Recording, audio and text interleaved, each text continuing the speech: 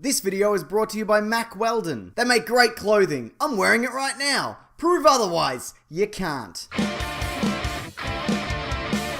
Of all the Easter egg and reference videos that I've done over the years, it's this one covering Rogue One, a Star Wars story, that's the most comprehensive by far, due to the time period that it's set in, that being right before the events of A New Hope. There is a ridiculous amount of links to the other movies, including locations, characters from across the 8 films, 10 films, including those brought back from the dead, plus vehicles, nods to Star Wars Rebels and the Clone Wars, the Death Star, Darth Vader, the Force, and a whole lot more. So come with me as I rattle off as many as I can with the promise of a loot crate giveaway at the end. Bear in mind that there will be spoilers, and these Easter eggs will range from incredibly obscure to blindingly obvious. But I got to include the obvious ones because otherwise people will yell at me on Twitter, and frankly, well, you know what, it doesn't really matter because Twitter isn't real life, so you know, who cares? Alright, let's get into it. At the beginning of the film on Lamu, we get a look at moisture evaporators, which we also see at Luke's home on Tatooine, plus the return of blue milk, which actually comes from banthas and is quite common across the galaxy. We also visit Jeddah, a place considered to be the first civilization to explore the nature of the Force and home to the Temple of the Wills. Its followers are referred to as the Church of the Force, Lor San Tekka from The Force Awakens being a leader of this particular religious sect. The word Wills comes from the original name from the first Star Wars film, which was The Adventures of Luke Starkiller, as taken from the Journal of the Wills. Just bloody rolls off the tongue. Both Chirrut Imwe, who has a bowcaster not dissimilar to Chewbacca's, and Baze Malba were former temple protectors, and though it's not stated explicitly, Chirrut appears to have low-level Force sensitivity, perhaps from his years of dedication and the fact that he has to rely on his other senses. In the novelization, he's also said to know that Cassian is a captain without being told so. His abilities are also made evident by the fact he's able to sense a kyber crystal from some distance away, which act as power sources for both the Death Star and lightsabers. Now, we've never seen a kyber crystal in a Star Wars movie before, but a variation on them that's spelt differently was first introduced in the New Hope sequel book, Splinter of the Mind's Eye, back in 1978. There's a moment on Scarif where some stormtroopers are overheard mentioning how the BT-15 is obsolete, though they could be saying T-15. I couldn't find confirmation of that, but regardless, it mirrors this conversation from A New Hope. You seen that new BT-16?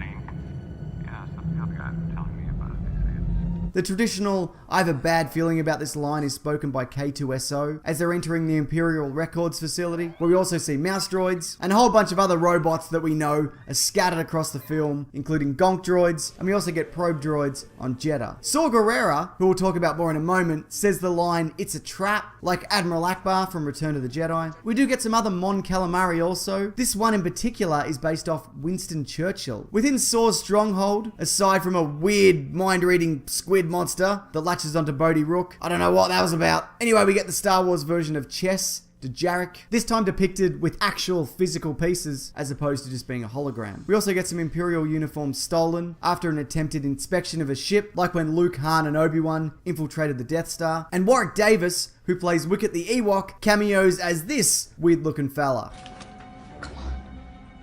Rogue One. When Bodhi Rook is bluffing his way through a comms conversation, it's similar to this scene from the original trilogy. Everything's perfectly all right now. We're fine. We're all fine here now. Thank you. How are you? We get a few familiar locations. Yavin 4, the rebel base of operations from A New Hope, complete with this guy. Don't know what he's doing, but you know, I'm sure this is great and important work. Coruscant is also briefly seen when we get a flashback to Jyn as a child, which was her and her family's former home when Galen Erso worked for Celestial Power, which is detailed in the prequel novel Catalyst. It was there that he was under the impression that he was conducting energy research for altruistic reasons. This movie also takes place right before the Senate was disbanded for good, which we hear about in this scene. I have just received word that the Emperor has dissolved the council permanently. The last remnants of the old Republic have been swept away. Which I guess explains all the secrecy surrounding the Death Star. We hear the traditional Wilhelm scream with a stormtrooper's death. A stolen Imperial code is used to get past the shield surrounding Scarif, just like we got in Return of the Jedi. And director Gareth Edwards mentioned that a huge part of the inspiration for this film comes from a very specific sequence from The Empire Strikes Back. Probably a big influence on our film was in Empire Strikes Back. There's that section in the trench in Hoth. I thought it lasted like half an hour as a kid, and then when we go to watch it back as an adult, you go, hang on, it's like 2 minutes long. And so we tried to make that last a lot longer in our film, but that kind of ground battle, like warfare, that is just an amazing thing when you mix it with Star Wars. There's a few references to both the Clone Wars and Star Wars Rebels. Saw Gerrera is introduced in Season 5 of the Clone Wars, and he's actually trained by Anakin Skywalker and learns how to disable Separatist tanks, with those tactics perhaps being passed on to his Rebel forces. One of the project code names from the Imperial Archives is Black Saber, which could be a reference to the Dark Saber, seen in both the Clone Wars and Rebels, or it's not. I don't know. The ship The Ghost is seen as part of the Rebellion fleet, though because this movie is set a few years after where Star Wars Rebels is currently up to, it's unclear how many of the crew are actually still alive. Hera could possibly be, as we hear the name General Syndulla over the loudspeaker at Yavin 4. That's of course if she gets promoted, or it could be a nod to her father, Cham. Though we do know that Chopper is still alive, as apparently he can be seen on the Rebel base. And it's a shame that he makes it, because he's very unpleasant. Also, the Hammerhead cruisers stolen from the episode A Princess on Lothal are used to great effect to take out the shield generator on Scarif. A number of characters make their debut in the Rogue One prequel novel mentioned earlier, including Orson Krennic. His accent has a slight Australian twang, as opposed to the standard Imperial British, possibly because he wasn't born into an upper class family, like a lot of them, and he really had to claw his way up through the ranks. His white uniform is also very reminiscent of Grand Admiral Thrawn, but we've actually seen one like this before on Wolf Yularen from A New Hope. Also, interestingly, in this scene, there's an empty chair, which probably belonged to Krennic before he was obliterated. The greatest space Australian from history,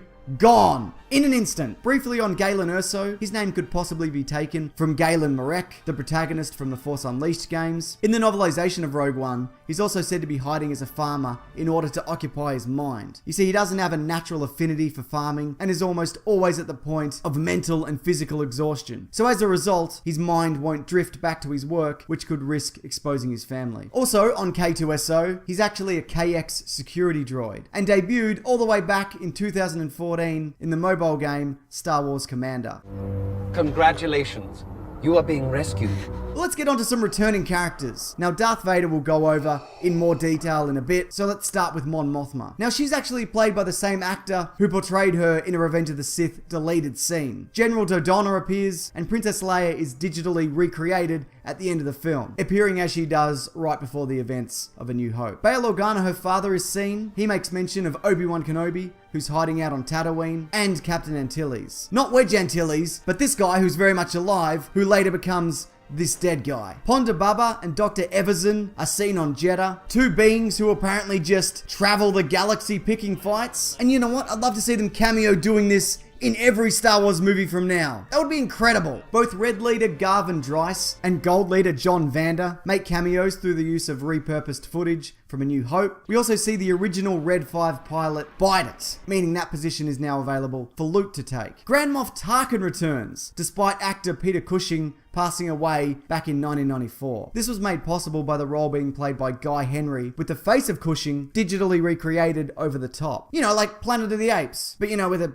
terrifying looking old man. And R2-D2 and C-3PO continue the tradition of being in every Star Wars film, except for the Ewok ones, by making a brief cameo. We see the return of a number of Rebel and Imperial soldier classes, plus like all Star Wars films, new variations on Stormtroopers are introduced. We get Tank Troopers on Jeddah, Shore Troopers on Scarif, with their colours being an indication of rank, Death Troopers, similar in design to the Dark Troopers from Dark Forces, and also the title used in the first ever Star Wars horror novel. Helmets for some of these actually debut in the Poe Dameron comic, issue 8, in a collector's room belonging to First Order Officer Terex. Also, these Red Royal Guards make an appearance, standing by in Vader's castle. And on that note, let's get into Darth Vader. His castle is located on Mustafar, the very same planet he got his arm and legs cut off, and then, he caught fire. Presumably, he set up shop here because it fuels his hatred and keeps him strong in the dark side. But I don't know, man. If I was him, I'd just live in constant fear that I was going to tumble over a railing, and then it all happens again. Interestingly, the Vader Castle is actually something that was supposed to be introduced to the Star Wars universe, potentially in The Force Awakens, but also as far back as The Empire Strikes Back. Concept art was even created, and it's described as a grim castle of black iron lion that squats on a rock in the midst of a crimson sea, which is not dissimilar to what we got. The interior is said to be grim and darkling, lit by the red glow from outside, and that Vader is at home and at ease, somehow. I'd imagine that he has to take the regular Bacta treatments, hashtag Darth Vader, like we saw Luke do when he got attacked, because his body is shot to shit and needs constant and ongoing medical attention. His suit also causes him extreme discomfort. Maybe because,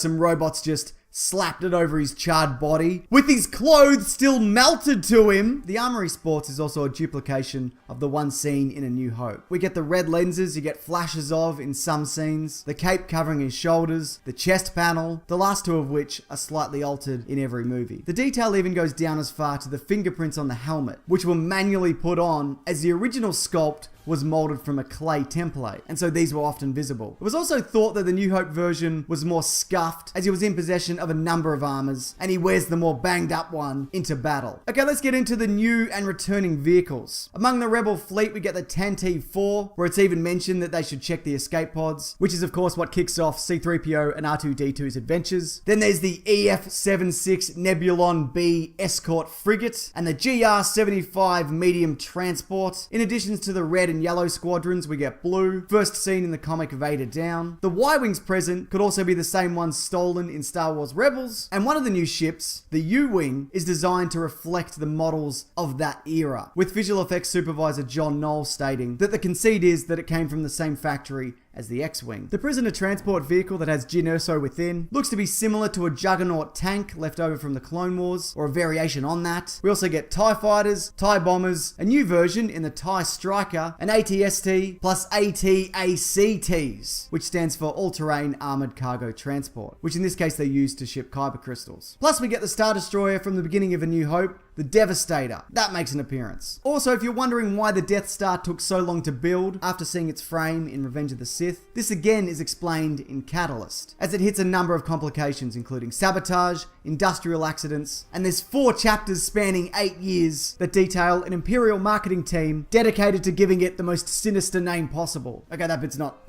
that's not true, I made that up. Gareth Edwards has also said that his movie makes reference to a number of others, specifically these ones. THX 1138 is George Lucas's first film, and I'm assuming the Carnival Claw retrieve the plans sequence is a nod to this scene. Eardu is confirmed to draw visual inspiration from the planet LV-426 from the Alien franchise. I think the beach battle sequences and locations used there were made to reflect the Thin Red Line, and the Rings of Kafrene, where Cassian Andor shoots a rebel informant in the back, looks a lot like future Los Angeles from Blade Runner. Also, did I mention his jacket? Look, it looks like the Han Solo Hoth jacket a little bit. Did I mention that? I can't remember. I'm putting it here. It was supposed to go earlier, but I'm putting it here. I'm not changing it. This is a long video. Also, we get some references to Gareth Edwards' previous films, as he explains here. In Saw's Cave, there's some cave paintings. One of them is of the creatures that were in my first film called Monsters. Okay. And I think there's some Mutos and Godzilla Perfect. painted somewhere on there. I didn't ask for it. It's just they did it as a joke.